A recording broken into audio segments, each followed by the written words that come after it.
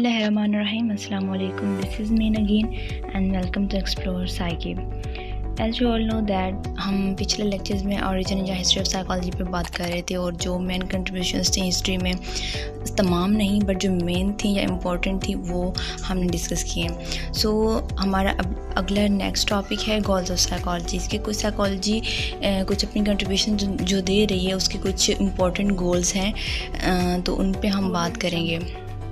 तो गोल्स की तरफ जाने से पहले मैं ये बताती चलूँ कि हमने पहले भी इस बारे में बात की कि साइकोलॉजी एक साइंस है, क्योंकि साइकोलॉजिस्ट जब स्टडी कर रहे होते हैं तो उस स्टडी के लिए जो वो डाटा कलेक्ट करने के लिए और एनालिसिस करने के लिए जो साइंटिफिक प्रोसीजर्स या मेथड्स यूज़ करते हैं वो साइंटिफिक होते हैं, तो इसलिए psychology as a science consider की जाती है। तो डेफिनेशन में हमने पढ़ा कि scientific study of behaviours and the mind या मेंटल प्रोसेसेस। तो बिहेवियर्स और मेंटल प्रोसेस दो अपोजिट कंसेप्शन। लाइक बिहेवियर्स की बात करें तो वो ऑब्जर्व किए जा सकते हैं, लाइक समवन इज़ वॉकिंग और ईटिंग के कोई कुछ खा रहा या चल रहा, तो वो हम अपनी नज़र से देख सकते हैं। बट जो मेंटल प्रोसेसेस होते हैं वो ऑब्जर्वेबल नहीं होते हैं।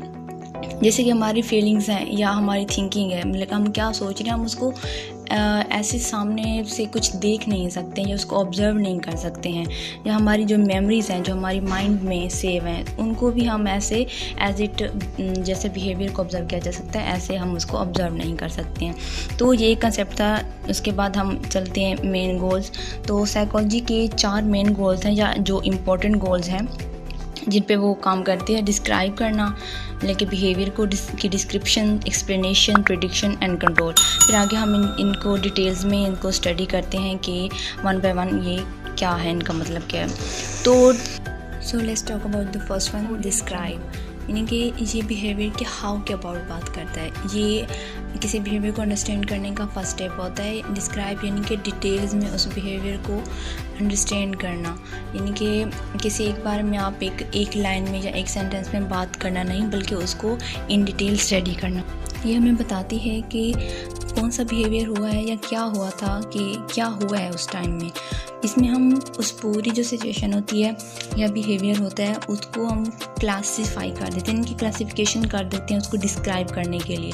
तो इस तरह वो एक डिटेल भी हो जाती, डिस्क्राइब भी हो जाता और ईजीली अंडरस्टैंड करना भी, हम उसको ईजिली अंडरस्टैंड भी कर सकते हैं। इसकी मेन बात होती है कि इसमें डेटा ऑब्जेक्टिवली जो है उसको कलेक्ट किया जाता है। इसका मतलब होता है कि इसमें जो इन्वेस्टिगेटर है या जो साइकोलॉजिस्ट है वो इस प्रोसेस में अपनी तरफ से कोई भी मॉडिफिकेशन ऐड नहीं करता है उस प्रोसेस में। तो अगर इसको एग्जांपल के थ्रू स्टडी करें तो एक साइकोलॉजिस्ट जो है वो एक स्टेटमेंट बना सकता है कि अगर ये स्टडी करना चाह रहे हैं कि cell phone interferes with driving, कि ड्राइविंग के दौरान सेल फोन के इंटरफेयर किस तरह हो सकता है। तो इसमें वो स्टेटमेंट या ये क्वेश्चन अराइज कर सकता है कि कितने लोग जो हैं वो ड्राइविंग के दौरान मोबाइल यूज़ कर रहे हैं। तो अगर वो मोबाइल यूज़ कर रहे हैं वो ज़्यादातर कॉल कर रहे हैं या टेक्स्ट यूज़ कर रहे हैं। तो इसके अलावा एक एग्जांपल के थ्रू अगर इसको समझने की कोशिश करें कि आपने एग्ज़ाम देना है, आपने जैसे कि CSS का एग्ज़ाम है, तो उसके लिए ये एक है कि मैं एक स्टेटमेंट बन सकती है कि जो है मैं एग्ज़ाम देने के लिए परेशान हूँ या एंजाइटी हो रही है। लेकिन हम इसको जब डिस्क्राइब करने लगेंगे तो इसकी डिटेल में जाएंगे कि परेशानी हो रही है, फिर उसके एंजाइटी हो रही है, फिर उसके सिम्टम्स देखेंगे कि फिज़िकल कौन से सिम्टम्स हो रहे हैं, साइकोलॉजिकली कौन से सिम्टम्स अराइज हो रहे हैं, कैसी फीलिंग्स आ रही हैं, किस तरह की थिंकिंग आ रही है।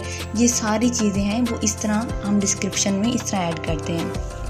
उसके बाद नेक्स्ट पॉइंट की तरफ चलते हैं, दैट इज़ एक्सप्लेनेशन। एक्सप्लेनेशन ये वाई एक एस्पेक्ट है कि बिहेवियर की वाई की क्यों हो रहा है, यानी कि उसकी कॉजेज़ की तरफ इसको पे बात करता है। ये बिहेवियर जो भी हो रहा होता है उसको उसके डिफरेंट एस्पेक्ट्स को एक्सप्लेन करता है और हमें ये बताता है कि जो बिहेवियर है या मेंटल प्रोसेस जो वहाँ पे हो रहे हैं उस एक पर्टिकुलर सिचुएशन में वो क्यों हो रहे हैं और इसकी रीजंस क्या हैं, और ये जो अक्र हो रहा है वो नेचुरली हो रहा है या नर्चर है, यानी कि वो नेचुरली वो बिहेवियर हम कर रहे हैं या फिर वो उसको क्रिएट किया जा रहा है। तो अगर इसको उसी CSS की एग्जांपल के साथ इसको आगे लेके चलें तो वही कि एक स्टेटमेंट या डिस्क्रिप्शन हो गई कि एंजाइटी हो रही है, लेकिन वो क्यों हो रही है? क्या वो कुछ ऐसे एक्सपीरियंसेस हुए हैं, या आपके किसी फ्रेंड ने वो एग्ज़ाम दिया और वो फेल हो गया, ये हो सकता है। या फिर हो सकता है आपको किसी ने ये कहा हो कि ये डिफ़िकल्ट है, आप नहीं कर सकते हैं, ये उस आपकी एंग्जाइटी की रीज़न हो सकती है। तो इस तरह की किन बातों की वजह से ये आप एंग्जाइटी फ़ील कर रहे हैं, या फिर ये हो सकता है कि आपने तैयारी अच्छी नहीं की है तो उसकी वजह से परेशानी हो सकती है कि मैं शायद इसको पास ना कर सकूं। तो अगले गोल की तरफ चलते हैं, जो कि है प्रिडिक्शन मतलब कि इसका रिज़ल्ट क्या हो सकता है या क्या आगे होने वाला है। इसमें हमारे डिस्क्रिप्शन और एक्सप्लेनेशन के दोनों कंसेप्ट से आ जाते हैं, या दोनों पॉइंट्स इसमें इंक्लूडेड होते हैं। ये बताता है कि कब और किस कंडीशंस में फ्यूचर में ये बिहेवियर होने वाला है। अगर इसको एग्जांपल के थ्रू लेके चलें तो वही अगर सेल फ़ोन की एग्जांपल को हम देखें तो इसमें रिसर्चर ये एग्जामिन करने की कोशिश कर सकता है कि सेल फ़ोन का ड्राइविंग करते वक्त रोड एक्सीडेंट्स के साथ एसोसिएट करता है। तो ये पे वो प्रिडिक्ट हम कर सकते हैं कि अगर मोबाइल फ़ोन ड्यूरिंग ड्राइविंग किया जाए उसको यूज़, तो वो ज़्यादा क्रैशेस या ज़्यादा रोड एक्सीडेंट्स को एसोसिएट करता है या उससे हो सकते हैं।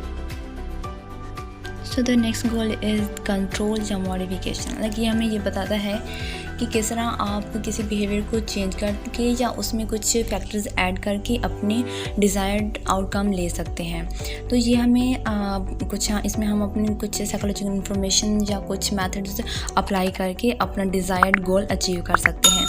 तो कंट्रोल की बात करें या मॉडिफिकेशन, जब हम किसी बिहेवियर को करने के लिए या उसको आउटकम्स लेने के लिए जब हम मॉडिफाई करते हैं या कंट्रोल करने की कोशिश करते हैं, तो ये प्रोसेस हार्मफुल या इनफेक्टिव होता है, बट ये पॉजिटिव एक इफ़ेक्ट डालता है। लाइक हम इससे कोई एक नेगेटिव इम्पैक्ट नहीं आ रहा होता है, हो सकता है कि उसका कोई इफ़ेक्ट ही ना हो रहा हो, बट ये साइकोलॉजिकली देखें इसको तो ये पॉजिटिव कंसीडर किया जा सकता है। तो अगर इसके एग्जांपल के थ्रू अगर इसको समझें तो वही जो हमने CSS के एग्ज़ाम के लिए एग्जांपल ली हुई, अगर उसी पे बात करें तो इसको कंट्रोल ऐसे किया जा सकता है कि आप अगर आपको एंग्जाइटी हो रही है कि मैंने अच्छी तैयारी नहीं की है, आपको लग रहा है, तो आप उसको बार बार तैयार करें, इस हद तक तैयार करें कि आप लास्ट टाइम तक उसको रिवाइज़ करते रहें, अच्छे से तैयार करें, एक अच्छी प्रोसेस के थ्रू लॉन्ग टाइम तक उसकी तैयारी करते रहें, तो आपकी एंग्जाइटी कम हो सकती है, यानी कि आप उसको कंट्रोल कर सकते हैं। और अगर सेल फ़ोन यूज़ की ड्राइविंग के दौरान अगर यूज़ को वो देखें तो उसको भी हम ऐसे करते हैं कि अगर हमने देखा कि उससे ज़्यादा क्रैशेस हो रहे हैं तो सेल फ़ोन का यूज़ कम करके हम उसकी जो बैड इफ़ेक्ट्स आ रहे थे उसको हम कंट्रोल कर सकते हैं। तो कंट्रोल ये यूज़फुल ऐसे है कि हम इसको अपनी लाइफ में बहुत सारी चीज़ों को इम्प्रूव करने के लिए यूज़ कर सकते हैं, लाइक वर्क एनवायरनमेंट को इम्प्रूव कर सकते हैं। इसके अलावा रिलेशनशिप जो क्रैशेस चल रहे होते हैं उनको भी कंट्रोल कर सकते हैं। एडिक्टिव बिहेवियर, अगर किसी चीज़ की एडिक्शन होगी किसी पर्सन को, उसको भी इम्प्रूव कर सकते हैं। इसके अलावा डिप्रेशन की सिचुएशन में भी उसके सिम्टम्स को कंट्रोल करके डिप्रेशन का जो एक क्राइटेरिया जब वो होता है उसको हम कम करने की कोशिश कर सकते हैं। सो हमारा आज का लेक्चर गोल्स ऑफ साइकोलॉजी पे इतना ही। नेक्स्ट लेक्चर में हम एक और टॉपिक पर बात करेंगे। तब तक के लिए अल्लाह हाफिज़, and please keep supporting me and like and subscribe my channel. Thank you so very much.